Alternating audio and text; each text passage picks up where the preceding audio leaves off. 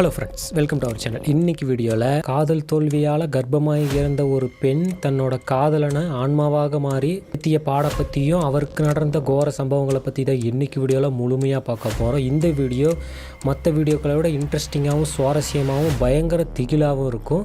அதனால் இந்த வீடியோவை மிஸ் பண்ணாமல் கடைசி வரைக்கும் பாருங்கள். அதுக்கு முன்னாடி நீங்கள் நம்ம சேனலுக்கு புதுசாக இருந்தீங்கன்னா மறக்காமல் சப்ஸ்கிரைப் பண்ணி பெல்லைக்கான ஆளில் போட்டு வச்சுக்கோங்க. அப்போ தான் நம்ம போடக்கூடிய இந்த மாதிரியான அமானுஷ திகில் சம்பவங்கள் உங்களுக்கு நோட்டிஃபிகேஷனாக வந்து சேரும். அது மட்டும் இல்லாமல் உங்கள் லைஃப்பில் இந்த மாதிரி ஏதாவது கோஷ் சம்பவம் நடந்துருந்துச்சுன்னா மேலே தெரியக்கூடிய இந்த இமெயில் ஐடிக்கு டைப் பண்ணியோ அல்லது கீழே டிஸ்கிரிப்ஷனில் நம்ம இன்ஸ்டாகிராம் ஐடி இருக்குது, அதில் போயிட்டு வாய்ஸ் நோட்டாவோ நீங்கள் அந்த நம்ம ஷேர் பண்ணலாம். அடுத்தடுத்த வீடியோக்களை அதை பற்றி பார்க்க ஆரம்பிக்கலாம். So welcome to the video. இதுதான் உங்கள்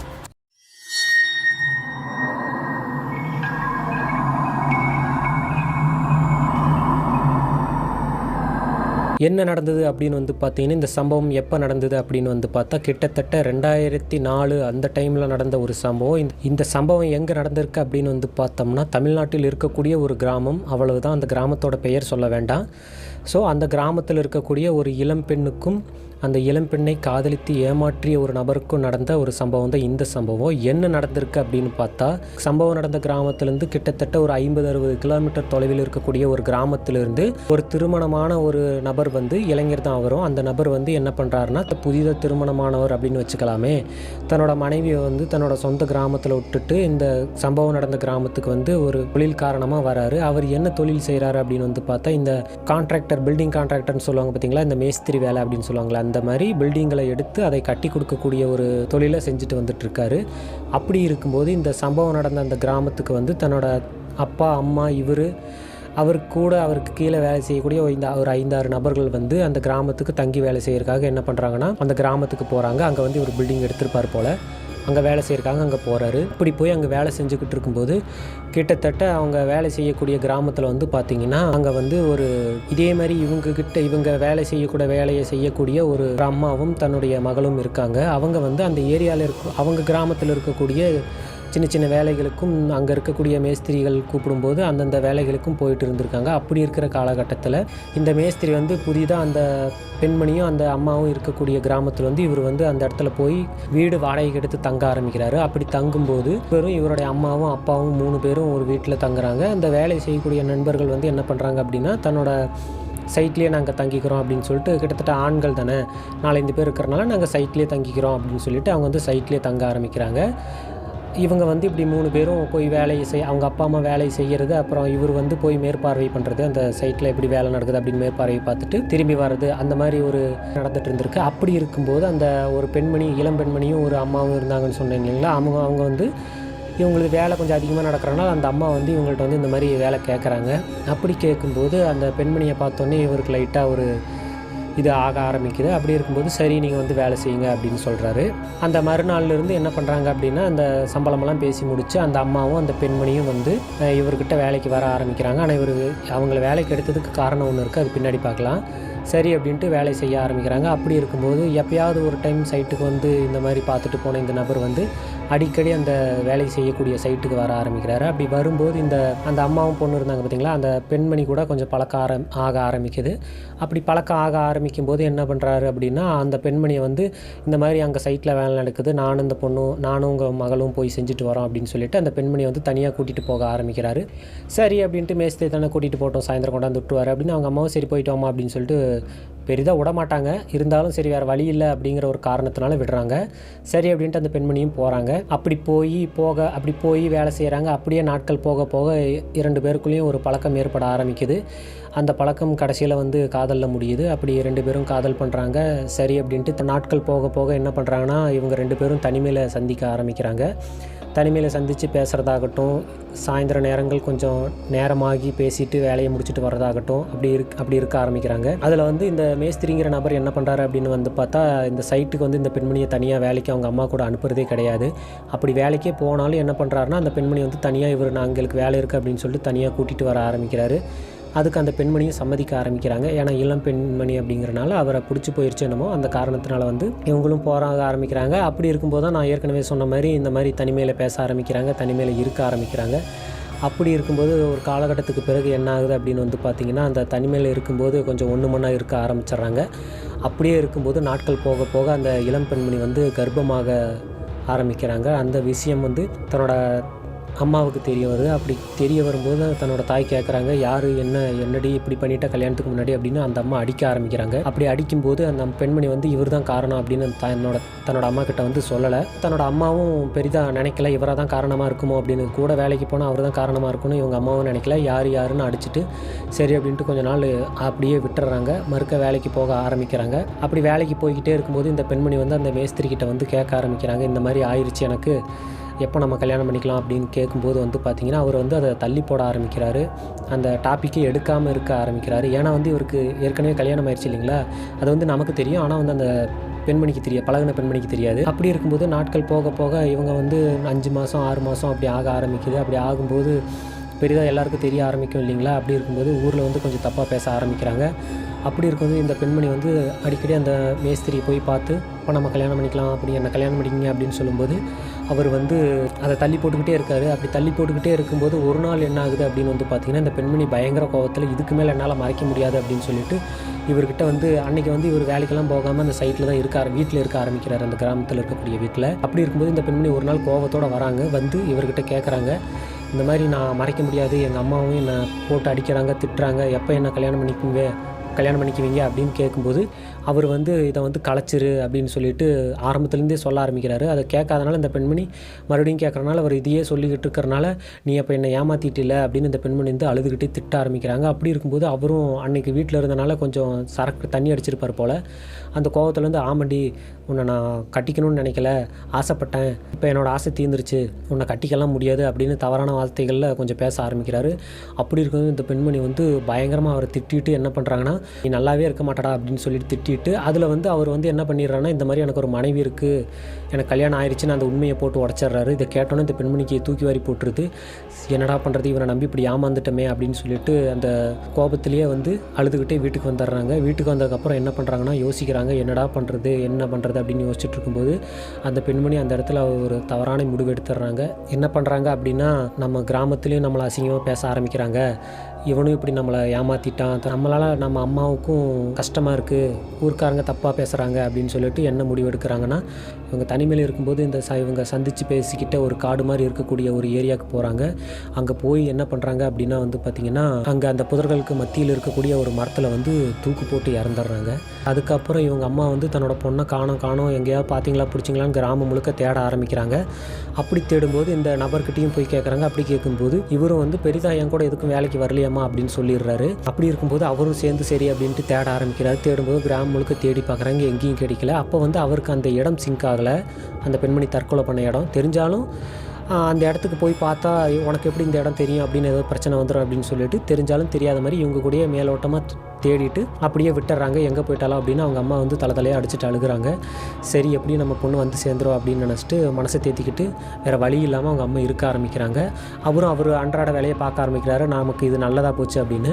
இப்படியே இருக்கும்போது ஒரு நாள் என்ன ஆகுது அப்படின்னு வந்து பார்த்தா, கிட்டத்தட்ட ஒரு 3 நாள் 4 நாள் கழித்து ஒரு நபர் வந்து அந்த வழியாக வந்து இயற்கை உபாதையை கழிக்கலாம் அப்படின்னு சொல்லிட்டு அந்த வழியாக போகும்போது கெட்ட ஸ்மெல் வந்திருக்கு. அந்த கெட்ட ஸ்மெல் எங்கேருந்துரா வருது அப்படின்னு பகல் டைமில் போய் பார்க்கும்போது பார்த்தா அந்த பெண்மணி தூக்கில் தொங்கிட்டு இருந்திருக்காங்க. கிட்டத்தட்ட டீகம்போசிஷன் ஆகிற மாதிரின்னு சொல்லுவாங்க பார்த்தீங்களா, அந்த மாதிரி கிட்டத்தட்ட 2-3 நாளாக தொங்கிட்டு இருக்காங்க இல்லைங்களா.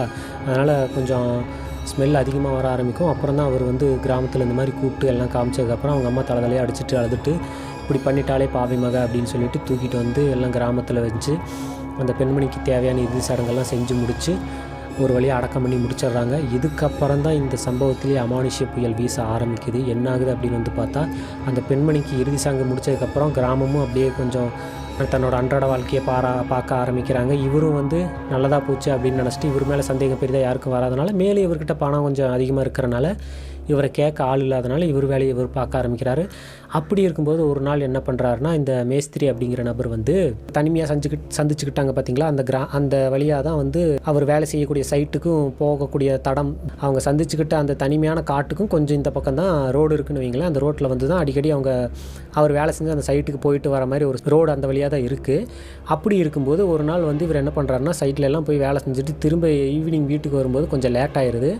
அன்றைக்கி லேட் ஆகும். என்ன பண்ணுறாருன்னா, எப்பவும் போல் வழக்கமாக ஒரு 10-10:30 மணி பக்கத்தில் ஆயிடுது. சம்பளம்லாம் ஆட்களுக்கு கொடுத்து முடிச்சுட்டு வீட்டுக்கு வரும்போது மணி ஒரு 10-10:30 ஆயிடுது. அந்த 10:30 மணிக்கு கிளம்பி வராரு. அப்படி வரும்போது அவங்க 2 பேரும் அந்த தனிமையாக நின்று சந்தித்து பேசுனாங்க பார்த்தீங்களா, அந்த இடத்துக்கு வரும்போது அவர் ஒரு இடத்துல வண்டியை ஓரங்கட்டி நிறுத்துறாரு. அவர் ஏன் நிறுத்துறாரு அப்படின்னு வந்து பார்த்தீங்கன்னா, அவர் வண்டிக்கு ஒரு 10 அடிக்கு முன்னாடி வந்து பார்த்தீங்கன்னா, கிட்டத்தட்ட ஒரு பெண்மணி நல்லா தலை நிறைய மல்லிகைப்பூ வச்சுக்கிட்டு, நைட் டைம் இந்த பெண்கள் வந்து ரோட்டில் இருந்தால் விபச்சாரம் பண்ணுறதுக்காக நிற்பாங்க பார்த்தீங்களா, அந்த மாதிரி ஒரு பெண்மணி நிற்கிறத பார்க்குறாரு. அதை பார்த்தோன்னே இவருக்கு சபல புத்தி வர ஆரம்பிச்சிருது, சபலம் ஏற்பட ஆரம்பிச்சிருது. அப்படி இருக்கும்போது சரி ரைட்டு, நம்ம வண்டியை பார்த்து தான் கை நீட்டு, அந்த பெண்மணி வந்து இவர் வண்டியை தேய்க்கிற மாதிரி ஒரு இதை பார்க்குறாரு. அப்படி பார்க்கும்போது சரி நம்மளை தான் தேய்க்குறாங்க போல் அப்படின்னு சொல்லிட்டு என்ன பண்ணுறாருன்னா, அந்த பெண்மணி பக்கத்தில் போய் வண்டி நிறுத்திட்டு போகலாம் அப்படின்னு சொல்லிட்டு என்ன பண்ணுறாங்கன்னா, அந்த காதலிக்கிட்ட தனிமையாக பேசுனாங்க பார்த்தீங்களா, அந்த இடத்துக்கு தான் இவங்க 2 பேரும் போக ஆரம்பிக்கிறாங்க. அப்படி போகும்போது அந்த பெண்மணி முன்னாடி சிரிச்சுக்கிட்டே புன்சிரிப்பு சிரிச்சுட்டு பின்னாடி வாங்க அப்படின்னு சொல்லாமல் போகிறாங்க முன்னாடி. இவரும் வண்டியை நிறுத்திட்டு அந்த பெண்மணி பின்னாடியே போக ஆரம்பிக்கிறாரு. அப்படியே போயிட்டு இருக்கும்போது கொஞ்சம் தூரம் போக போக என்ன ஆகுது அப்படின்னு வந்து பார்த்திங்கன்னா, அந்த முன்னாடி போகிற பெண்மணிக்கிட்ட வந்து ஸ்டார்டிங் இவர் போகும்போது அந்த மல்லிகைப்பூ வாசம் நல்லா அடிக்கிற மாதிரி இருந்திருக்கு. போக போக போக போக அந்த மல்லிகைப்பூ வாசத்தோட ஏதோ ஒரு அழுகுன வாடை வந்து அந்த மல்லிகைப்பூவோட சேர்ந்து இந்த பெண்மணி மேலேருந்து இவருக்கு பின்னாடி வர மாதிரி ஒரு இது தென்படுது. அப்படி இருக்கும்போது இவர் என்னடா அது இப்படி ஒரு கெட்ட வாடையெல்லாம் வருது அப்படின்னு சொல்லிட்டு, மல்லிகைப்பூ ஸ்மெல்லாக இப்படி வருது அப்படின்னு சொல்லிட்டு, என்ன அவன் மேலேருந்து இப்படி ஸ்மெல்லு வருது அப்படின்னு சொல்லிட்டு ஒரு ஏன்னு கூப்பிடுறாரு. நான் அந்த பெண்மணி வந்து ஒரு சிரிக்கிற மாதிரி சிரிச்சுட்டு அவரை கூட்டிகிட்டு போயே ஆகணும் உள்ள அப்படிங்கிற மாதிரி அந்த பெண்மணி முன்னாடி நடந்து போயிட்டே இருக்குது. சரி அப்படின்ட்டு இவரும் வந்து அந்த பெண்மணி பின்னாடியே போகிறாரு. இதில் வந்து இந்த நாய்க்கு வந்து இந்த மாதிரி இந்த பெண்மணி அவர் முன்னாடி காதலித்த ஒரு பெண்மணி இந்த இடத்துல தான் இறந்து போனாங்க, நம்மளால தான் இறந்து போனாங்க அப்படிங்கிற ஒரு குற்ற உணர்ச்சி கொஞ்சம் கூட இந்த நாய்க்கு கிடையாது போல. இந்த இன்னொரு பெண்மணி வந்தோடனே இழுச்சிக்கிட்டு போக ஆரம்பிக்கிறாரு. தன்னோட மனைவியை தனியாக அங்கே ஊரில் விட்டுட்டு இவர் இங்கே என்னென்னமோ பண்ணிட்டு திரிஞ்சிட்ருக்காரு. சரி நம்ம வீடியோவை பார்ப்போம். அப்படி போகும்போது வந்து பார்த்திங்கன்னா, அந்த பெண்மணி கிட்டத்தட்ட கொஞ்சம் தூரம் போயிடுறாங்க. போனதுக்கப்புறம் இவர் பின்னாடியே போகிறாரு. கொஞ்சம் தூரம் போனதுக்கப்புறம் பார்த்தீங்கன்னா, அந்த பெண்மணி எந்த பக்கம் போனாங்கன்னு தெரில. அங்கே நின்றுட்டு கூப்பிட்றாரு, இந்தம்மா எங்கே போனேன் அப்படின்னு கூப்பிட ஆரம்பிக்கிறாரு. அப்படி கூப்பிடும்போது அந்த பெண்மணியோட சத்தம் பெரிதாக வரலை. அப்படியே இவர் சுற்றி முற்றி பார்த்துட்டு எங்கடா போய் தொலைஞ்சா அப்படின்னு சொல்லிட்டு இவர் அப்படி சுற்றி முற்றி பார்த்துட்ருக்காரு. அப்படி இருக்கும்போது கிட்டத்தட்ட இவருக்கு பின்னாடி ஓங்கி பல்லாருன்னு முதுகில் சப்புன்னு ஒரு அடி அடித்த மாதிரி பட்டாருன்னு ஒரு அடி விழுகுது. விழுந்த உடனே அந்த இடத்துல தொப்புன்னு விழுந்துட்டு வேக வேகமாக எந்திரிச்சு சுற்றி முற்றி பார்க்குறாரு. யாரையும் காணோம்.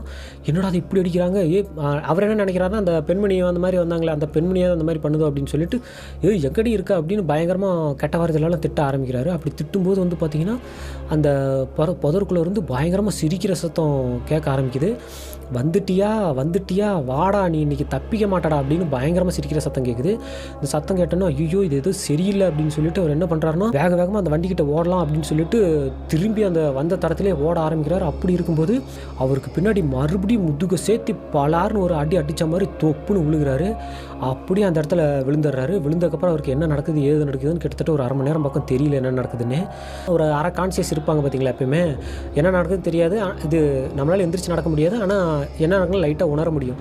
அப்படி இருக்கும்போது கிட்டத்தட்ட ஒரு கர்ப்பிணி மாதிரி ஒரு பெண்மணி வந்து இவர் அடித்து போட்டு அப்படியே இவர் பைக்கை நோக்கி போகிற மாதிரி அந்த சலங்க சத்தத்தோட ஒரு பிளர்ரான மாதிரி ஒரு இமேஜ் மாதிரி அவருக்கு தெரிய ஆரம்பிக்குது. அதை பார்த்துட்டு இவரால் எந்திரிக்கவும் முடியல, ஒன்றும் பண்ண முடியாதனால சரி அப்படின்ட்டு அப்படியே கொஞ்சம் நேரம் படுத்துடுறாரு. அப்படியே கொஞ்சம் நேரம் கழித்து அவருக்கு லைட்டாக மயக்கம் தெரியுது. தெரிஞ்சக்கப்புறம் பார்த்தீங்கன்னா அந்த இடம் நார்மலாக தான் இருக்குது. சரி அப்படின்ட்டு அடித்து பிடிச்சி வேகமாக வந்து அந்த வண்டி எடுத்துகிட்டு வேகமாக வீட்டுக்கு போக ஆரம்பிச்சிடறாரு. இன்றைக்கி நாள்லேருந்து தான் இவளோட லைஃப் நரகமாக போகுது. என்ன நடக்குதுன்னு வீடியோ முழுசாக பாருங்கள், கண்டிப்பாக உங்களுக்கு புரியும். என்ன நடந்திருக்கு அப்படின்னு வந்து பார்த்தீங்கன்னா, அன்றைக்கி வீட்டுக்கு போயிடுறாருங்களா. அன்றைக்கி நைட்டு வீட்டுக்கு போனதுக்கப்புறம் சரி அப்படின்ட்டு அன்றைக்கி வந்து நைட்டு ரொம்ப நேரம் ஆனாலும் நல்லா தூங்கிடுறாரு. மறுநாள் வந்து சரி அப்படின்ட்டு வேலைக்கு போக ஆரம்பிச்சிடுறாரு. வேலைக்கு போயிட்டு அங்கே ஆட்கள் எல்லாம் பார்த்துட்டு அன்றைக்கி நேரமாகவே கிளம்பி வந்துடுறாரு.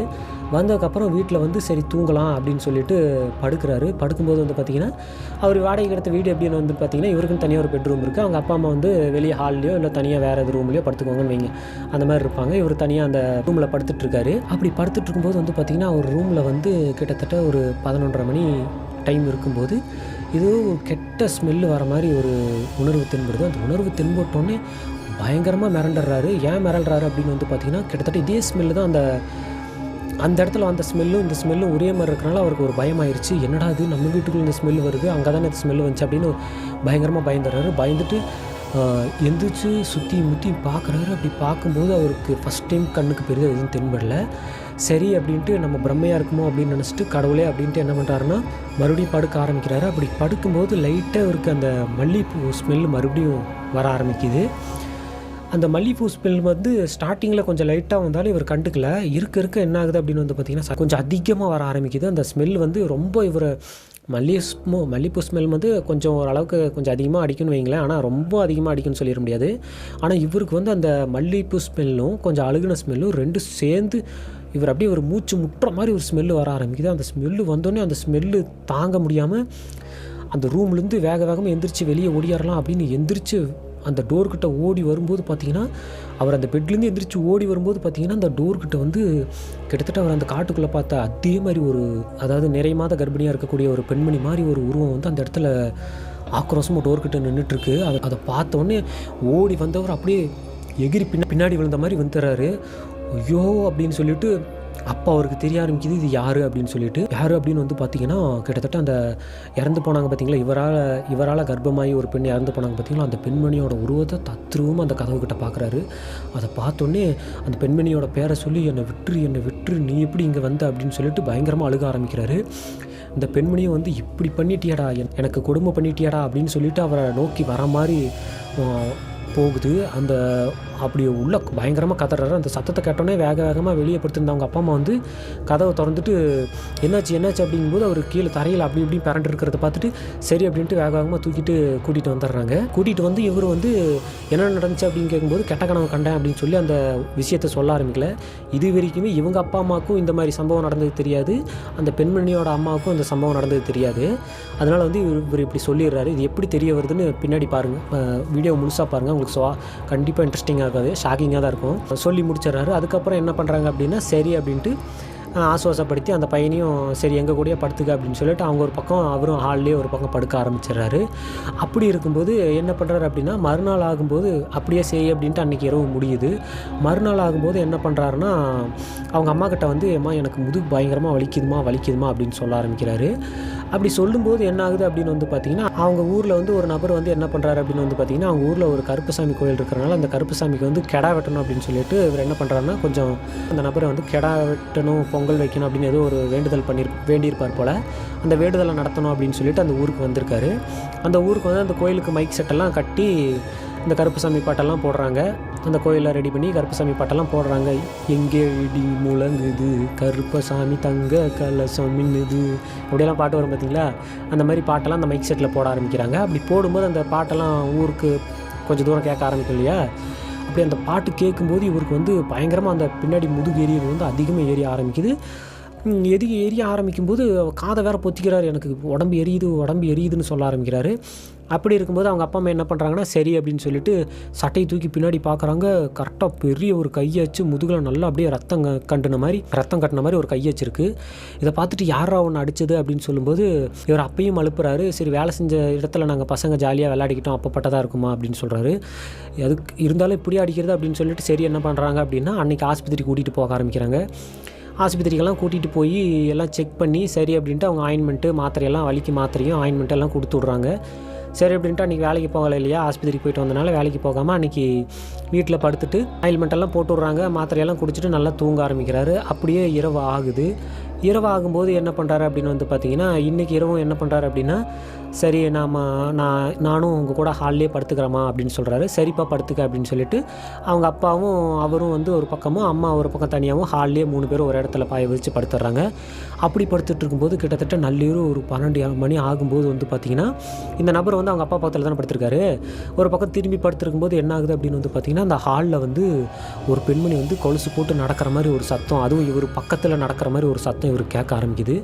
அந்த சத்தம் கேட்டவுடனே திடுக்கிட்டு எந்திரிச்சு முழிச்சு பார்க்குறாரு. பார்த்தா இவர் தலைமேட்டுக்கு கொஞ்சம் தள்ளி அந்த பக்கம் வந்து பார்த்திங்கன்னா அவர் பார்த்த அதே கர்ப்பமான இருக்கக்கூடிய ஒரு பெண்மணியோட உருவம் வந்து அந்த இடத்துல நிற்கிது.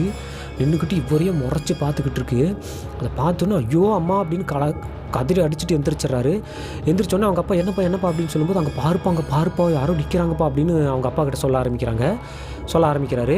அப்படி சொல்லும்போது அவங்க அப்பா சுற்றி முற்றி பார்க்குறாரு. அவங்க அப்பா கண்ணுக்கு பெரிதாக எதுவும் தென்படல. என்னப்பா சொல்கிற அப்படின்னு சொல்லும்போது, அங்கே பாருப்பா ஒரு பொண்ணு மாதிரி ஒரு உருவம் நிற்கிதுப்பா அப்படின்னு சொல்லும்போது, அவங்க அம்மாவை எந்திரிச்சு ஒன்றும் இல்லை சாமி சரி சாமி ஏதோ கெட்ட கனவு கண்டிருப்பா அப்படின்னு சொல்லிட்டு ஆசுவாசப்படுத்தி அவரை படுக்க வைக்க ஆரம்பிக்கிறாங்க. அந்த உருவமும் மறைஞ்சு போயிடுது. அப்படி இருக்கும்போது ஒரு நாள் வந்து என்ன ஆகுது அப்படின்னு வந்து பார்த்திங்கன்னா, மறுநாள் விடியுது. அப்படி இருக்கும்போது ஒரு நாள் அந்த வேண்டுதல் பண்ணணும்னு சொல்லிட்டு வந்தார் பார்த்திங்களா ஒரு நபர். அந்த நபர் வந்து கோயிலில் எல்லாம் மறுபடியும் பாட்டு போடுறாங்க.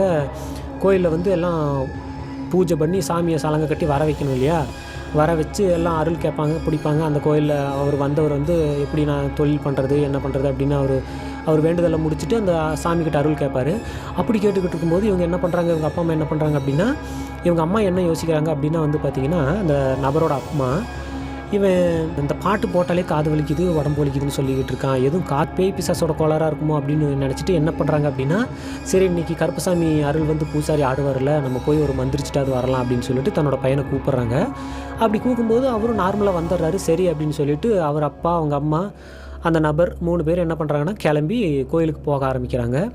அப்படி கோயிலுக்கு போயிட்டு இருக்கும்போது அங்கே வந்து கருப்பசாமி அருள் வந்து பூசாரி ஆடிக்கிட்டு இருக்காரு. அந்த வேண்டுதல் செய்ய வந்த நபர் வந்து அவர்கிட்ட கேட்டுக்கிட்டு இருக்காரு. அப்படி கேட்டுக்கிட்டு இருக்கும்போது கேட்டு முடிச்சதுக்கப்புறம் இவங்க அம்மா வந்து பையனை கூட்டிகிட்டு பக்கத்தில் போகிறாங்க. போயிட்டு இந்த மாதிரி பையன் ஏதோ பார்த்து பயந்துட்டான் போல சாமி, கொஞ்சம் துணூறு போட்டு விடுங்க அப்படின்னு சொல்லும்போது, அந்த கருப்பசாமி பூசாரி வந்து பார்த்துட்டு திடீர்னு பிடிச்சி ஒரு பலார்னு காதோட ஒரு அப்பா அப்புறாரு, கன்னத்தோட பலார்னு ஒரு அப்பா அப்புறாரு. அடித்த அடியில் அவர் பிறண்டு அப்படியே கீழே தரையிலே விழுந்துடுறாரு. அந்தளவுக்கு பயங்கரமாக அடிச்சிடுறாரு.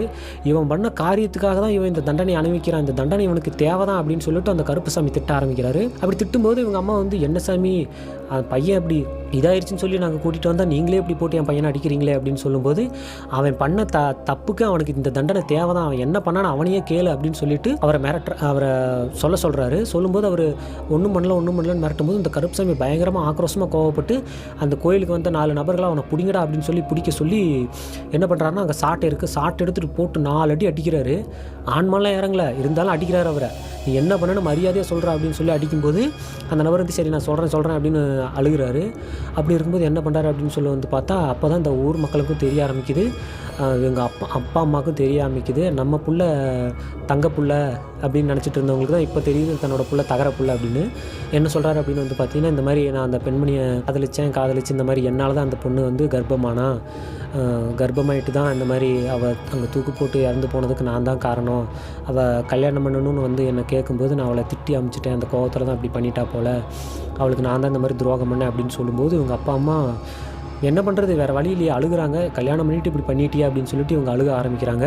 அவர் கருப்புசாமி என்ன பண்ணுறாங்கன்னா, இவரை திட்டி முடிச்சுட்டு சரி இப்போ அந்த பெண்மணியோட அதுக்கப்புறம் என்ன நடந்துச்சு சொல்கிறா அப்படின்னு சொல்லும்போது, இந்த மாதிரி நான் அந்த இடத்துக்கு ஒரு டைம் வேலை முடிஞ்சிட்டு வரும்போது அந்த பெண்ணோட உருவத்தை பார்த்தேன், பெண்ணோட மாதிரி ஒரு உருவத்தை பார்த்தேன், அந்த உருவம் என்னை உள்ளே கூட்டிகிட்டு போகிற மாதிரி கூட்டிகிட்டு போய் என்னை அடிச்சிருச்சு, அந்த அடித்த தடம் தான் இந்த முதுகில் நீங்கள் பார்த்ததுமா, அது மட்டும் இல்லாமல் அந்த பெண்மணி வந்து நான் திரும்ப வீட்டுக்கு வரும்போது என் கூடயே சேர்ந்து வீட்டுக்கு வந்துருச்சாட்டிருக்கு, நம்ம வீட்டில் ஒரு 2-3 தடவை அந்த உருவத்தை பார்த்தேன் அப்படின்னு சொல்லும்போது இவங்க அப்பா அம்மா மிரண்டு போயிடுறாங்க.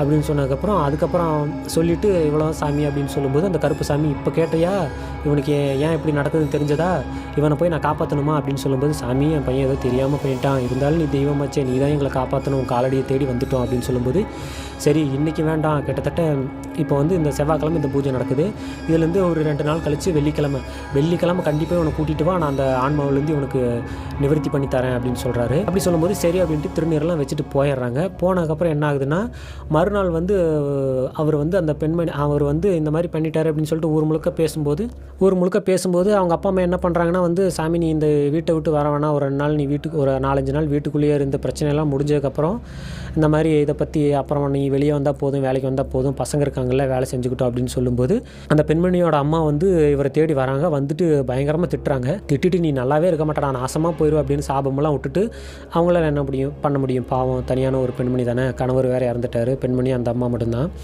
ஏழை குடும்பம் வேறு. இப்படி இருக்கும்போது சரி அப்படின்ட்டு வாக்ஸமெல்லாம் விட்டுட்டு அவங்க போயிடுறாங்க. கிராமத்தில் இருக்கிறவங்கள திட்டுறாங்க. மேலும் இவங்க கொஞ்சம் பண வசதி இருக்கக்கூடிய ஆட்பலம் இருக்கக்கூடிய ஆட்கள்னால அவங்களும் கிராமத்து மக்களும் திட்ட தான் முடியும். திட்டிட்டு அந்த பெண்ணே இறந்து போச்சு அப்படின்னு சொல்லிட்டு அவங்களும் அவங்கவுங்க வேலையை பார்க்க ஆரம்பிக்கிறாங்க. அப்படியே இருக்கும்போது இவங்க அப்பா அம்மா என்ன பண்ணுறாங்கன்னா மொதல் நாள் வந்து அவருக்கு துணையாக அவங்க வீட்டிலே இருக்க ஆரம்பிக்கிறாங்க. புதன்கிழமை முடிஞ்சது. வியாழக்கிழமை என்ன பண்ணுறாங்க அப்படின்னு வந்து பார்த்தா, அந்த புதன்கிழமை இரவு வந்து பார்த்திங்கன்னா அதுக்கப்புறம் இவருக்கு வந்து அந்த திருநீர் வச்சக்கப்புறம் பெரிதாக அந்த ஆன்மாவோட ஆட்டம் பெரிதாக இவருக்கு தெரில. ஆனால் வந்து பெரிதாக அவங்க அப்பா அம்மாட்டையும் யாருக்கிட்டையும் பேசுகிற மாதிரி ஒன்றும் தெரில. அது கொஞ்சம் மானம் போயிடுச்சு அப்படிங்கிற மாதிரி இருக்கார் என்னன்னு தெரில. பேசுறதில்ல, கொஞ்சம் அமைதியாகவே இருக்கார். சரி அப்படின்ட்டு வியாழக்கிழமை என்ன பண்ணுறாங்க அப்படின்னு வந்து பார்த்திங்கன்னா, இந்த மாதிரி சாமி நீ இரு சாமி, நாங்கள் அந்த கட்டிடத்தில் போய் வேலை செஞ்சுட்டு வந்துடுறோம் அப்படின்னு சொல்லிட்டு அவங்க அப்பா அம்மா என்ன பண்ணுறாங்கன்னா, அவர் சரி பையன் நல்லா தானே இருக்கான், வீட்டில் தானே இருப்பான் அப்படின்னு சொல்லிட்டு அந்த பையனை வந்து அந்த நபரை வந்து வீட்டில் விட்டுட்டு சரி அப்படின்ட்டு இவங்க போக ஆரம்பிச்சிடுறாங்க. இத்தனைக்கும் அந்த மனைவிக்கு இந்த சம்பவம் தெரிஞ்சால் அவங்க எங்கேயா போயிடுவாங்க அப்படின்னு சொல்லிட்டு தெரியாமல் சரி பண்ணி கூட்டிகிட்டு போயிடலாம் அப்படின்னு சொல்லிட்டு அந்த மனைவி அவங்க வேலையை அவங்க பார்த்துட்ருக்காங்க. இவர் வந்து இந்த இடத்துல தான் இருக்கார். இந்த சம்பவம் தெரியாதனால இவர் இங்கே இருக்கார். விட்டுட்டு அவங்க அப்பாவும் அவங்க அம்மாவும் என்ன பண்ணுறாங்கன்னா, சரி நம்ம வேலைக்கு போகலாம் அப்படின்னு சொல்லிட்டு அவங்க வேலைக்கு போக ஆரம்பிச்சிடறாங்க. இந்த நபர் மட்டும் தனியாக அந்த வீட்டில் இருக்க ஆரம்பிக்கிறாரு. அப்படி இருக்கும்போது ஈவினிங் அவங்க வேலையெல்லாம் முடிச்சுட்டு வீட்டில் வந்து பார்த்தா அவங்களுக்கு ஒரு பயங்கரமான ஷாக்கு. என்ன ஆகுது அப்படின்னு வந்து பார்த்திங்கன்னா, இந்த நபர் வந்து அந்த வீட்டுக்குள்ளேயே தூக்கு போட்டு இறந்துடுறாரு. ஆனால் இவர் எப்படி இறந்தாருன்னு அவங்களுக்கு தெரியல. ஏன் அப்படின்னு வந்து பார்த்திங்கன்னா, நல்லா தான் இருந்தார். ஆனால் இவர் எப்படி இறந்தாருன்னு தெரியல. ஒன்று அந்த ஆன்மானால் இறந்தாரா, இல்லை இவரே இந்த மாதிரி ஊர்க்காரங்க இந்த மாதிரி பேசிட்டாங்க அப்படின்னு சொல்லிட்டு மனசுடைஞ்சு போய் தூக்கு போட்டுக்கிட்டாரா என்னன்னு தெரில. கடைசியில் ஒரு வழியாக அந்த ஆன்மானால் இறந்தாரோ இல்லை இவராக இறந்தாரோ ஒரு வழியாக அவரும் இறந்து போயிடுறாரு. இப்படி ஒரு சம்பவம் எங்கள் ஊரில் நடந்தது ப்ரோ அப்படின்னு சொல்லிட்டு வந்து பார்த்திங்கன்னா, இந்த இறந்து போன நபரோட உறவினர் ஒருத்தர் வந்து சொல்லி முடிச்சிருக்காரு. இந்த மாதிரி எங்கள் உறவினருக்கு ஒருத்தருக்கு நடந்தது ப்ரோ. இப்போ அவரோட மனைவி வந்து இந்த சம்பவம்லாம் தெரிஞ்சதுக்கப்புறம் இப்படி ஒரு கேவலமானவங்ககிட்டயே நம்ம வாக்கப்பட்டா அப்படின்னு சொல்லிட்டு அந்த பெண்மணி வந்து அவங்க மாமாத்த கூட இல்லாமல் தன்னோட சொந்த ஊருக்கே போயிட்டாங்க. அதில் என்ன ஒரு நல்ல விஷயம்னா அவங்களுக்கு குழந்தைகள் வந்து எதுவும் இல்லாதனால அவங்க ஸ்டார்டிங்லேயே போயிட்டாங்க.